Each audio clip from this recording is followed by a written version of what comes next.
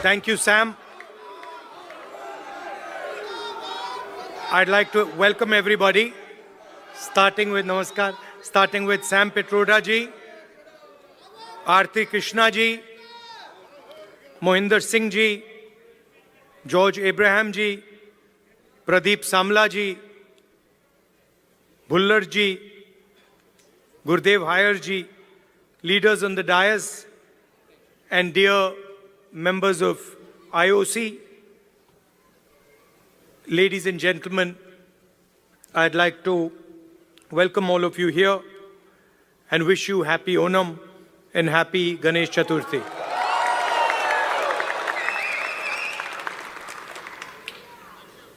I was listening to Mohinder ji's speech, and he was describing in detail what the job of the leader of the opposition is.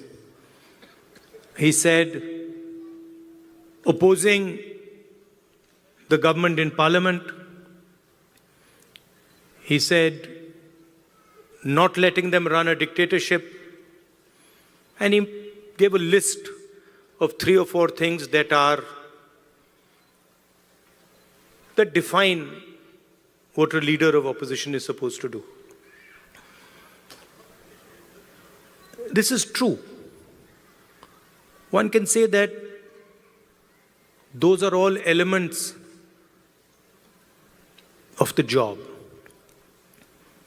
But while he was speaking, I was thinking to myself, actually, that is not really my role. Those are maybe my responsibilities. But my role is broader and bigger than that, and in many ways simpler than that. And while he was speaking, I thought to myself, if I'm going to speak to people of Dallas, I need to be clear about what my role is. And so I'd like to tell you that I believe my role is injecting the values of love, respect, and humility in Indian politics.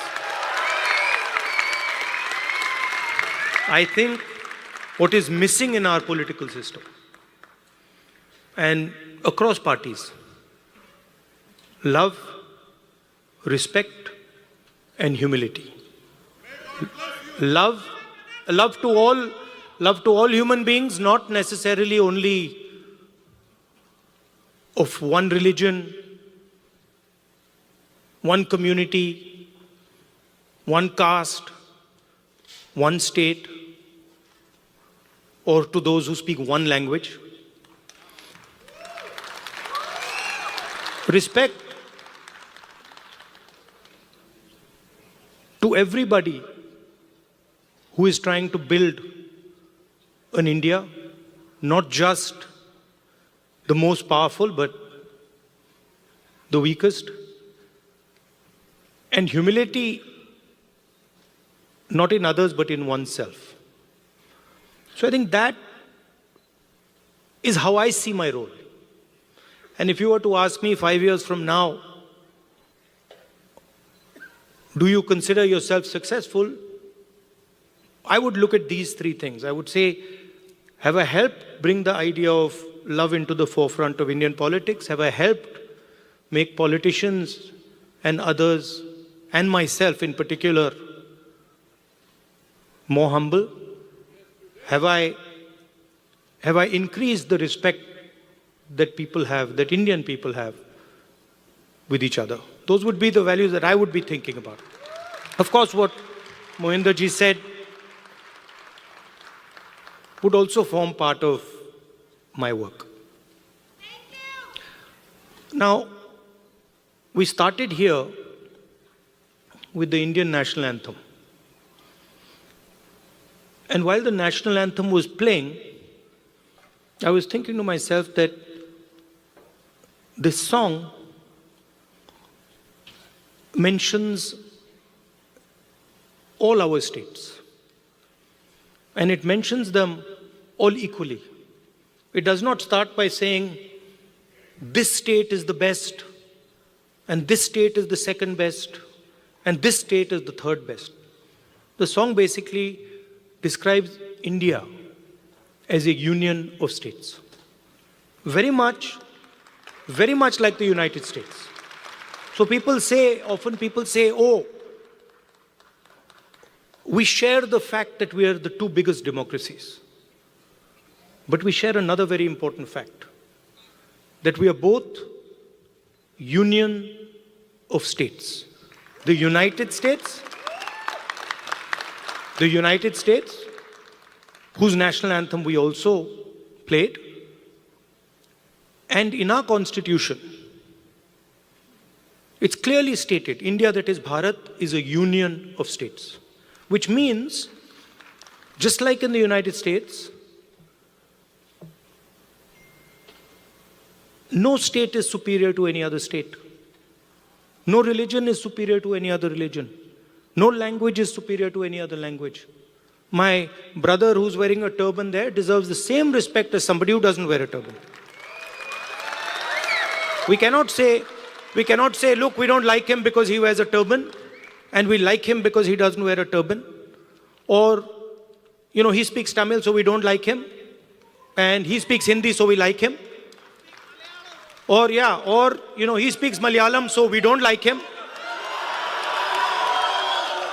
Right? And so Telugu. Right? Because when we say Telugu, we are not just saying language. Embedded inside Telugu is history, is tradition, is music, is dance, is food, is everything. So if you say to the people of Andhra Pradesh that, look, Telugu is not as important as Hindi, you're insulting the people of Andhra Pradesh. Because you're saying to them that your history is not important, your tradition is not important, your food is not important, your music is not important, your forefathers are not important. And this is the simple battle that is being fought in India. The R.S.S. believes that India is one idea. And we believe that India is a multiplicity of ideas.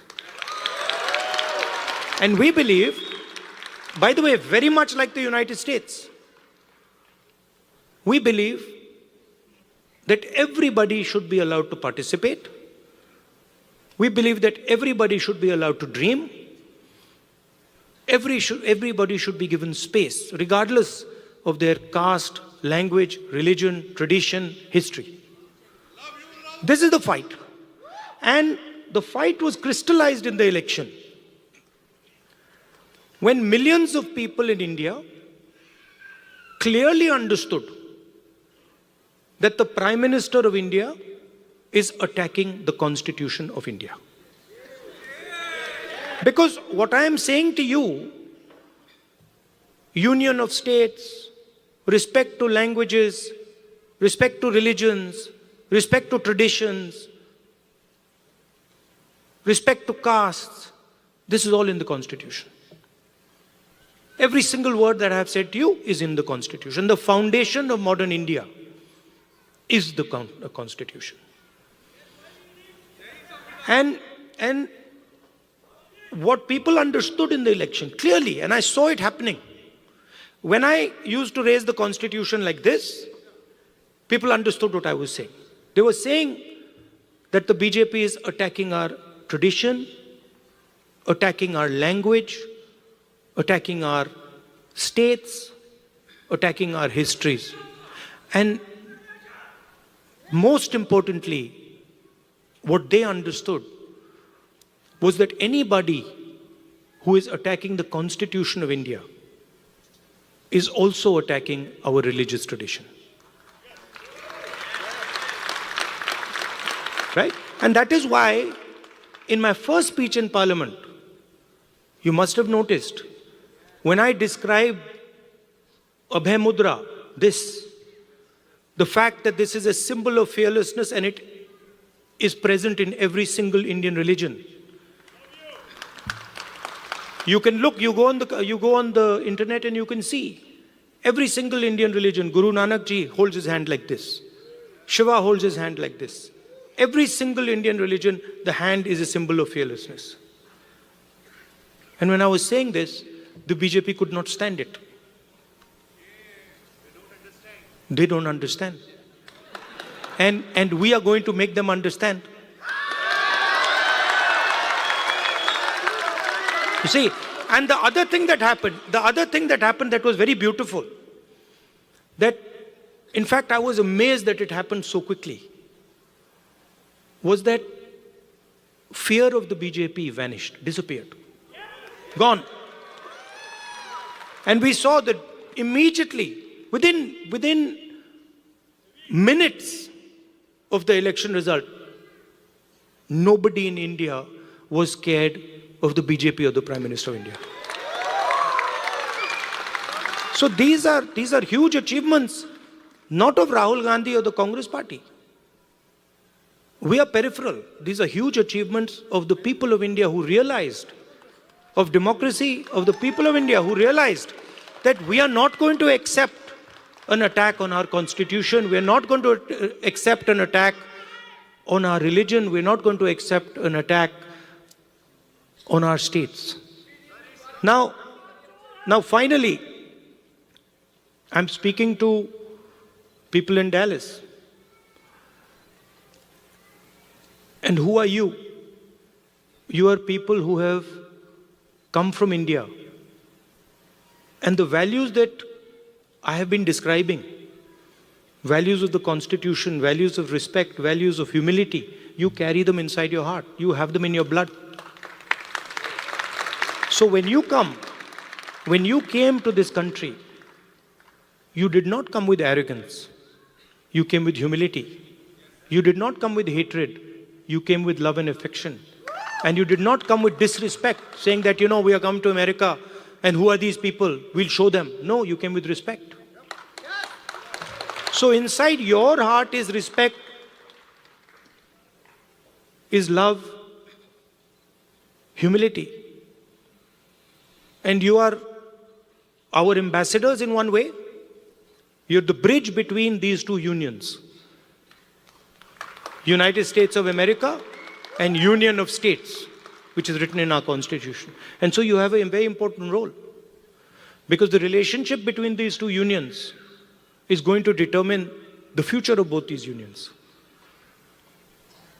The United States needs India, and India needs the United States. It's a fact.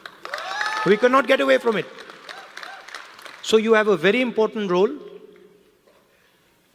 of being the bridge between your old home and your new home.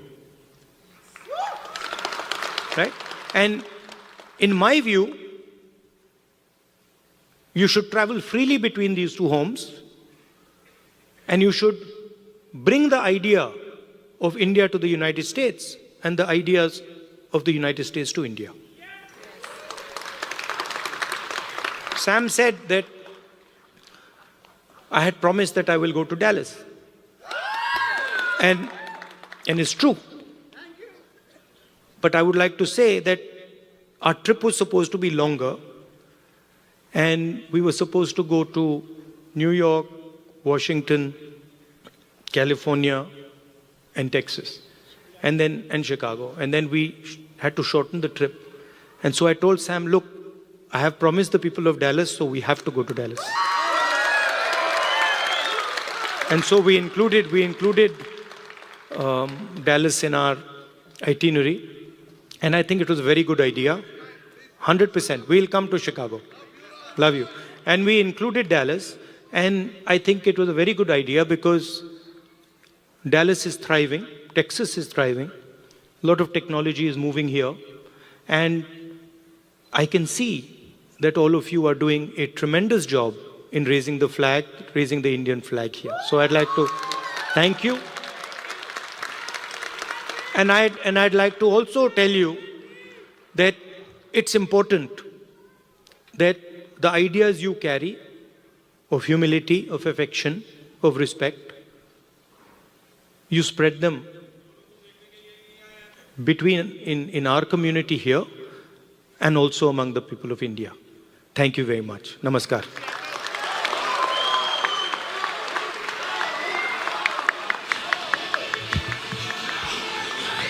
Wow, what an inspirational speech, right? What was your take-home point? There was three main things that he told us to keep and take-home point. What is it? Three things: love, respect, and humility. So that's our take-home point. And next.